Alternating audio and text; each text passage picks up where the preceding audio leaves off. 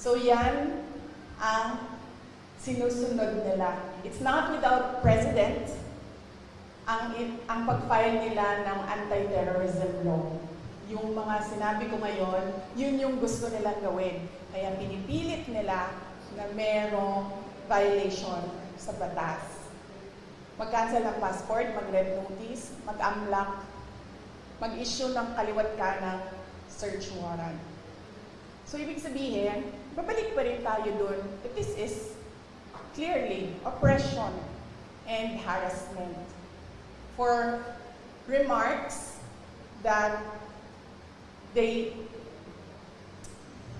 pinipilit nila to take it out of its logical context. Abogado ako.